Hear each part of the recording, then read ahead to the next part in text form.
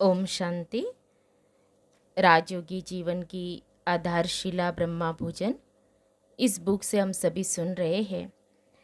आज हम सभी सुनेंगे आदरणीय राजयोगिनी ब्रह्मा कुमारी उर्मिला दीदी शांतिवन।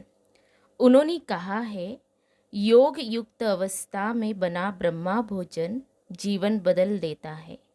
योग युक्त अवस्था में बना ब्रह्मा भोजन जीवन बदल देता है। दीदी जी से प्रश्न पूछे गए हैं। पहला प्रश्न है, दीदी जी, स्कूल कॉलेज में पढ़ने वाले बहुत से ऐसे बच्चे हैं जो ब्रह्मा कुमारी की शिक्षाओं को, नियमों को जीवन में अपना कर चल रहे हैं, परंतु उनके मित्र अपने घर में अंडे या मांस का प्रयोग करते हैं और कभी कभी टिफिन में भी ऐसी चीज़ें ले आते हैं। ऐसे में एक सात्विक आहारी क्या करे? दीदी जी का उत्तर है, संसार में भिन्नता तो है ही। हमारे सारे मित्र हमारे जैसे हो, ऐसा हो नहीं सकता। कहा जाता है, मतभेद बेशक हो, मन भेद न हो। यदि किसी मित्र की मित्रता बहुत लाभकारी है तो वो अपने घर में कुछ भी खाए, हमें उसे मित्र बनाए रखना चाहिए। हाँ, यदि हमें खाने के लिए कहे तो सख्ताई से मना कर देना चाहिए और अंदर से उसके प्रति सच्ची रहम भावना भी रखनी चाहिए कि यह भी इस तामसिक आहार से छूट जाए। मेरे कॉलेज जीवन में एक ऐसी ही परिस्थिति आई थी जिसमें प्यारे बाबा ने मेरी बहुत मदद की थी। मेरी एक प्यारी सखी जिसमें कई अच्छे गुण थे ने एक दिन कहा, कल से हम कॉलेज में टिफ़िन लेकर आया करेंगे। मैंने कहा ठीक है। अगले दिन दोपहर के एक खाली पीरियड में हम कॉलेज के लॉन में बैठकर अपना अपना टिफ़िन खोलने लगे। उसने पूछा, तुम क्या लाई हो? मैंने कहा, सब्जी रोटी। फिर मैंने पूछा, तुम क्या लाई हो? वह बोली नहीं। जब नहीं बोली तो मैंने उसके टिफ़िन की तरफ देखा। मुझे समझ में नहीं आया कि इसमें क्या है। मैंने पुनः पूछा तो दबी जबान से कहती है, अंडे से बना कुछ है। यह सुनकर मैं गंभीर हो गई। मैंने कहा, बहन, फिर तो हमारा इकट्ठा बैठना मुश्किल है। या तो आप यहाँ से उठकर उस पेड़ के नीचे जाओ या मैं वहाँ चली जाती हूँ। उसने कहा, क्यों जाऊँ? क्या हो गया? मैं तुमको अपनी चीज़ खिला थोड़ी रही हूँ। तुम अपना खाओ, मैं अपना खाऊँ। मैंने कहा, नहीं, तुम्हारे टिफ़िन को छूकर हवा मेरे टिफ़िन को छुएगी और मेरा टिफ़िन भी तामसिक हो जाएगा, इसलिए इकट्ठे बैठना संभव नहीं है। इतना कहकर मैं थोड़ी दूर पेड़ के नीचे चली गई। बाबा की याद में खाकर फिर उसके पास आ बैठी। वह भी खाना ख़त्म कर चुकी थी। वह कहने लगी, आज खाने में मज़ा नहीं आया। मैंने पूछा, क्यों? कहती, तुम दूर चली गई, अकेले खाना अच्छा नहीं लगा। उसकी बात सुनकर मुझे लगा यही मौका है इसे महसूस कराने का। मैंने कहा, दोनों में से एक को चुन लो, या तो मुझे या तामसिक भोजन को। दोनों एक साथ नहीं मिल सकते। उसने कहा, ठीक है, आगे से मैं सात्विक भोजन ही लेकर आऊँगी, पर आप साथ ही रहे ना। उस बहन ने अपना वायदा निभाया और कुछ समय बाद उसके घर से भी तामसिक भोजन गायब हो गया। घर के सभी सदस्य शाकाहारी बन गए। इससे मुझे यह अनुभव मिला कि ज़बरदस्ती करके या नफरत करके हम किसी को कभी नहीं बदल सकते। उससे तो हमारे रिश्ते खराब हो जाते हैं, परंतु प्यार और शुभ भावना से जब हम महसूसता कराते हैं कि ये चीज़ अच्छी नहीं है, तो सामने वालों में परिवर्तन जरूर आता है। अतः प्यारे बाबा की शिक्षा तो यही है कि जो बच्चे स्कूल कॉलेज में विपरीत खान पान देखते हैं, वे उसके प्रभाव में न आए, बल्कि अपना सात्विक प्रभाव उन पर डालें। यही आत्मा की जीत है। भले ही कोई हंसी भी उड़ाए, ताना भी मार दे, पर अपनी धारणा को ढीला न होने दे। अच्छाई और सच्चाई को जीत अच्छाई और सच्चाई की जीत सदा है ही है। नेक्स्ट क्वेश्चन, कई विद्यार्थी हॉस्टल में या पेइंग गेस्ट हाउस में या अपने सहपाठियों के साथ कमरा लेकर पढ़ाई करते हैं। सामूहिक भोजन में प्याज, लहसुन आदि का इस्तेमाल किया जाता है। अलग से स्वयं के लिए बनाने की सुविधा और समय नहीं रहता है। ऐसे में वह भोजन की सात्विकता को कैसे बनाए रखे? दीदी जी का उत्तर है, यदि सामूहिक भोजन में मांस, अंडा आदि प्रयोग होता है तो सात्विक आहारी ऐसे स्थान पर रहने का परहेज करे। परंतु यदि मांस, अंडा नहीं, केवल प्याज आदि प्रयोग होता है तो कच्चा प्याज तो खाए ही नहीं, सब्जी में डलता है तो अनुनय कर सकता है कि मेरे लिए थोड़ी सब्जी अलग निकाल दो। जहाँ चाह है वहाँ राह निकल आती है। यदि कोई अलग निकालने से मना करते हैं तो दही, रायता, फल, सलाद, अचार आदि का प्रयोग ज़्यादा करें। प्याज वाले खाद्य को न खाएं। शुद्ध भोजन जैसे आध्यात्मिक उच्चता में मदद करता है, वैसे ही भौतिक पढ़ाई में भी मददगार है।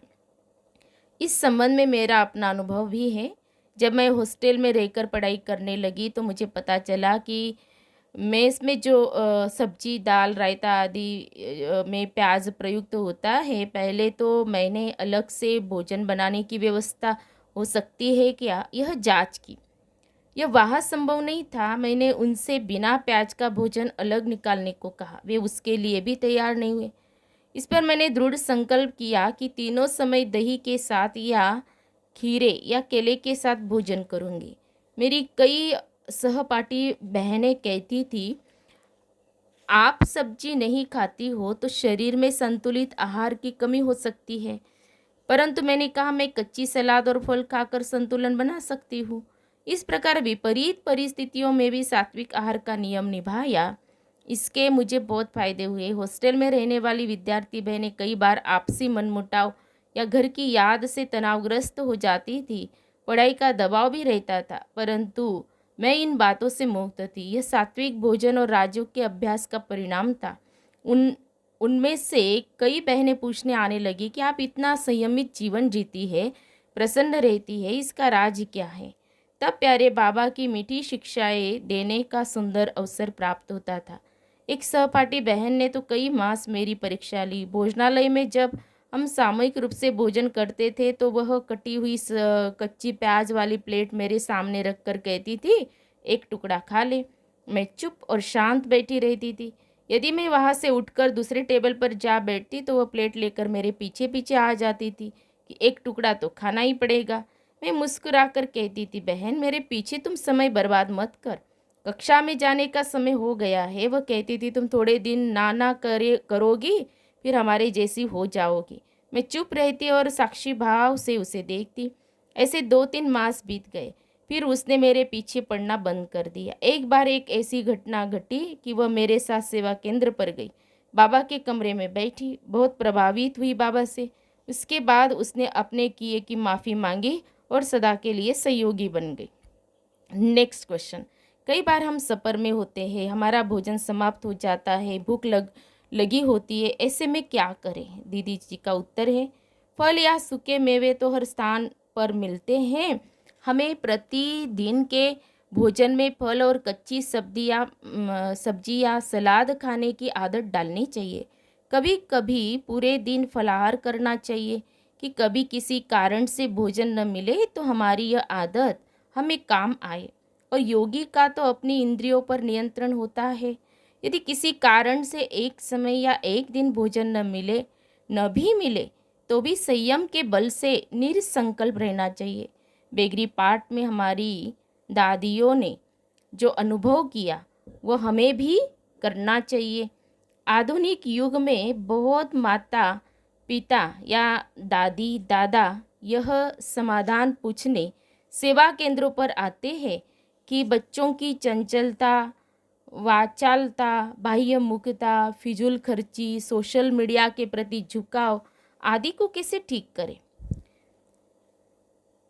दीदी जी का उत्तर है, बच्चों पर कलयुग का प्रभाव तो है ही, परंतु उससे अधिक प्रभाव घर के वातावरण का और उससे भी अधिक माता पिता की सोच, कर्म, व्यवहार का पड़ता है। एक बार मेरी बाल्यकाल की एक सखी एक सेवा केंद्र पर मुझसे मिलने आई। तो मैंने उसे चरित्र निर्माण आध्यात्मिक चित्र प्रदर्शनी के चित्र समझाए। फिर वह अपने घर चली गई। 2 वर्ष बाद मेरा उसके घर जाना हुआ। उसके 3 बच्चे हैं, पति सरकार में मंत्री भी रहा था, अभी भी किसी पार्टी में ऊंचे पद पर है। मैंने देखा उसके तीनों बच्चे 3 साल, 5 साल, 7 साल अतिशय शांत और अनुशासित थे। मुझे बड़ा आश्चर्य हुआ। मैंने बच्चों की बहुत प्रशंसा की और उनकी शांति स्थिरता का आधार क्या है यह पूछा। वह कहने लगी, दीदी आपको याद है 2 साल पहले आपने सेवा केंद्र पर मुझे कुछ चित्र दिखाए और समझाए थे। उनमें से एक चित्र मुझे बहुत पसंद आया था। वह था कमल पुष्प समान जीवन वाला। उसमें एक माता भगवान की याद में भोजन बना रही है और बच्चे भगवान की याद में भोजन खा रहे हैं। मैंने सुनते सुनते वही मन में पक्का किया था कि यह विधि मैं भी अपनाऊंगी। तब से लेकर आज तक मैं जिस भी इष्ट को मानती हूँ उसकी याद में शांति प्रेम से युक्त होकर भोजन बनाती हूँ और इन तीनों को अपने हाथों से खिलाती हूँ। नौकर दूसरे काम करते हैं, भोजन बनाने की सेवा मैं स्वयं करती हूँ। बाजार की कोई चीज़ मेरे बच्चे नहीं खाते, टीवी नहीं देखते क्योंकि मैं भी नहीं देखती। जब ये स्कूल से आते हैं मैं इन्हें कुछ न कुछ पढ़ती मिलती हूँ। मुझे देख ये भी पढ़ने बैठ जाते हैं। शादी के बाद मैंने 2 मास्टर डिग्री ले ली है, बाद में लॉ भी करूँगी। उसकी बातें मुझे बहुत अच्छी लगी। अभी कुछ दिन पहले मैं एक महिला मेडिकल कॉलेज में व्याख्यान देने गई तो MBBS के विद्यार्थियों के बीच इसी बहन की एक बेटी से मुलाकात हो गई। उसने बताया, मेरा इस कॉलेज में दाखिला हुआ है, मेरी बहन का दाखिला दूसरे मेडिकल कॉलेज में हुआ है, वह भी MBBS कर रही है। मुझे बहुत अच्छा लगा कि माँ की एक श्रेष्ठ धारणा ने बच्चों का जीवन बना दिया।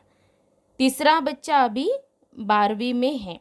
आजकल अन्न सब्जी में जो केमिकल्स का प्रभाव है वो भी उत्तेजनाकारी है, अस्थिरतादायी है। परंतु यदि हम माताएं बहनें अपने ईश्वरीय प्रेम का बल भोजन में भर दें तो यह बच्चों के लिए सुरक्षा कवच का काम करेगा।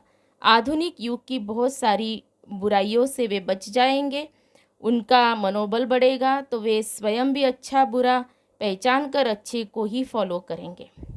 नेक्स्ट क्वेश्चन है भोजन से, और ये लास्ट प्रश्न है, भोजन से किसी का मन परिवर्तन हुआ हो ऐसा कोई उदाहरण बताइए। दीदी जी का उत्तर, मेरी लौकिक माता जी सन 1976 में ईश्वरीय ज्ञान में चली और तभी से उसने योग युक्त भोजन बनाना शुरू किया।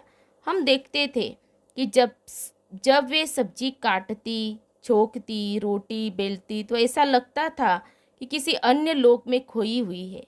उनके चेहरे पर अलौकिक भाव, अलौकिक शांति और हल्की मुस्कान होती। ऐसा चेहरा देख हम बच्चे स्वतः ही मौन में चले जाते। वे रोटी बेलती, सेकती, थाली में डालती तो उनकी हर क्रिया को हम ध्यान से देखते और मन ही मन कहते, हमारी माँ बिल्कुल बदल गई है। कभी कभी हम पूछ भी लेते, आप क्या सोच रही हैं? वे बताती थी कि मैं महसूस करती हूँ कि परम धाम से शांति के सागर बाबा की सीधी किरणें रोटी पर पड़ रही है, सब्जी पर पड़ रही है, खाने वालों पर पड़ रही है। उनकी इसी सेवा के परिणाम स्वरूप ईश्वरीय ज्ञान में मैं निश्चय बुद्धि हो गई। घर के अन्य लोगों में भी परिवर्तन आया। अच्छा, ओम शांति।